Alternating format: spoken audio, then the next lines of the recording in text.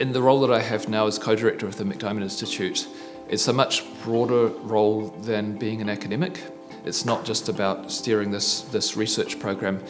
It's about engaging with government, engaging with industry, engaging with the community and with iwi groups. And something I've got a lot to learn and enjoy learning is the world of Mātauranga Māori, the type of knowledge that allowed Māori to navigate across the Pacific to get here from their knowledge of the stars. And this is not something that I had really learnt much about in my even traditional... Even coming from Rotorua? Yeah, even coming from Rotorua.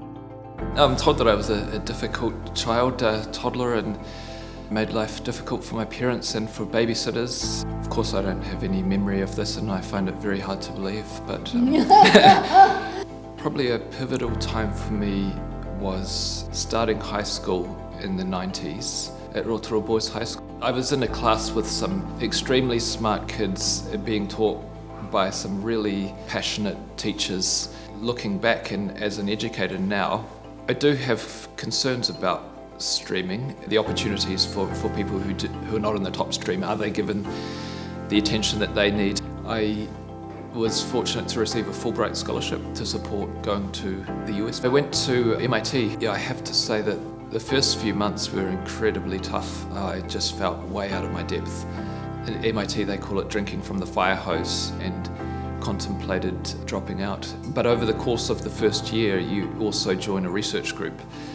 And that was where I really started to find my feet. It's much different to just studying, learning known material from a textbook. It really is an adventure into the unknown. It's not just about how smart you are, but it's about your curiosity, your tenacity to learn, to manage projects, to work with people, and that really suited me. I wanted to continue with research and I ended up going to Cambridge in the UK. And the work that I did in Cambridge, it really set up the direction of research that I've been pursuing independently here in New Zealand. My research was on printable organic photovoltaic material. The solar photovoltaics or PV cells that you find today on people's roofs are made of silicon, and they're kind of rigid panes of glass and quite heavy.